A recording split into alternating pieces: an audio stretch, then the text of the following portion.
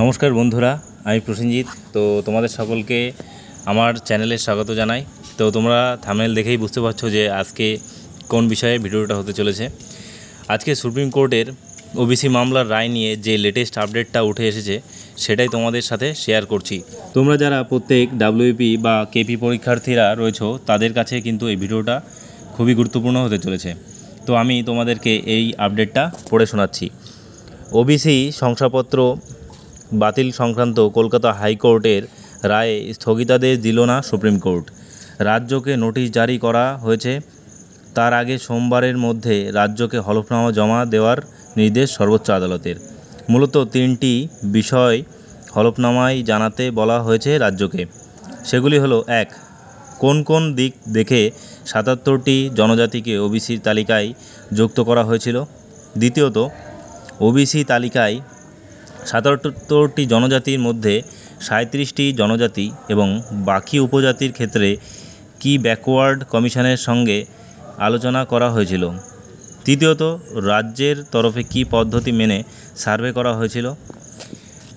আগামী 16ই আগস্ট মামলার পরবর্তী শুনানির সম্ভাবনা, অর্থাৎ আজকে ঠিক 5ই আগস্ট। তো আজকে সুপ্রিম কোর্টের ওবিসিদের নিয়ে যে আপডেটটা উঠে এসেছে, স্থগিতাদেশ কিন্তু সুপ্রিম কোর্ট দেয়নি। রাজ্যকে হলফনামা জমা দেওয়ার নির্দেশাদি জারি করেছে সুপ্রিম কোর্ট। এর পরবর্তী যে শুনানি সেটা কিন্তু আগস্ট মাসের 16 তারিখে হবে।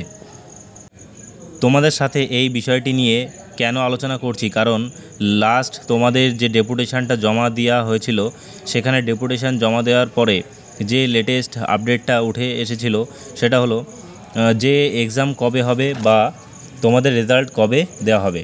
তো সেখান থেকে কিন্তু এটা বলা হয়েছিল যে যতদিন না পর্যন্ত ওবিসি ম্যাটার মিটছে ততদিন পর্যন্ত না তোমাদের কোনো এক্সাম নেওয়া হবে আর নাই বা তোমাদের কোনো রেজাল্ট প্রকাশিত হবে। তো এখন তোমাদের উচিত যে পরবর্তী রায় দেওয়া হবে কোর্টের তরফ থেকে আগামী 16ই আগস্ট, তার উপরে তোমাদের নজর রাখতে হবে।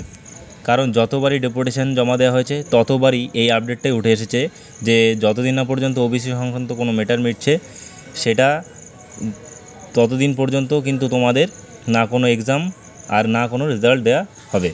তো তোমাদের ওবিসি সংক্রান্ত ম্যাটার মিটলেই খুব তাড়াতাড়ি তোমাদেরকে এক্সাম নেওয়া হবে। তো পরবর্তী যে পেজটি রয়েছে সেটি আমি পড়ে শোনাচ্ছি।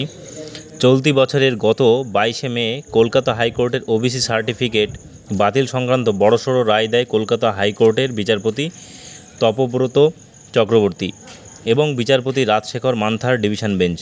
নির্দিষ্ট নির্দেশ অনুযায়ী 2010 সালের আগের ওবিসি শংসাপত্র বৈধ, তবে 2010 পরবর্তী অর্থাৎ 2011 থেকে 2024 সাল পর্যন্ত রাজ্যের দেওয়া সমস্ত সার্টিফিকেট বাতিল করে দেয়। তার ফলে বাতিল হয়ে যায় কয়েক লক্ষ ওবিসি শংসাপত্র। ডিভিশন বেঞ্চের দাবি 2010 সাল পরবর্তী ওবিসি সার্টিফিকেট বৈধ নিয়ম মেনে ইস্যু করা হয়নি, তাই শংসাপত্র বাতিলের নির্দেশ। এই শংসাপত্র কাজে লাগিয়ে অনেকেই চাকরি পেয়েছেন, তবে শংসাপত্র বাতিলের ফলে নিয়োগ প্রক্রিয়ায় কোনো প্রভাব পড়েনি। তাদের সকলের চাকরি বহাল থাকবে বলেই জানায় হাইকোর্টের ডিভিশন বেঞ্চ। আদালতের বক্তব্যে West Bengal backward class commission act 1993 অনুযায়ী ওবিসিদের নতুন তালিকা তৈরি করতে হবে। সেই তালিকা বিধানসভায় পেশ করে চূড়ান্ত অনুমোদন নিতে হবে।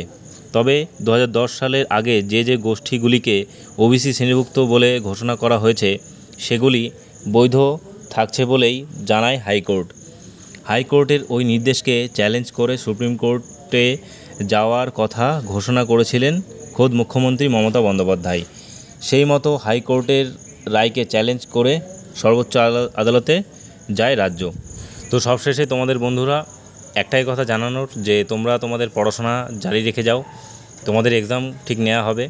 তোমরা দুশ্চিন্তা করো না এই বিষয়ে, তোমাদের এক্সাম ঠিক হবেই, কিন্তু তোমরা পরবর্তীতে যে নির্দেশ দেওয়া হবে সেদিকে নজর রাখবে। আর এটাই ছিল আজকে আমার তোমাদের জানানো আপডেট। তো পরবর্তী ভিডিওতে তোমাদের সাথে দেখা হবে। তোমরা সবাই ভালো থাকবে, সুস্থ থাকবে। জয় হিন্দ বন্ধুরা।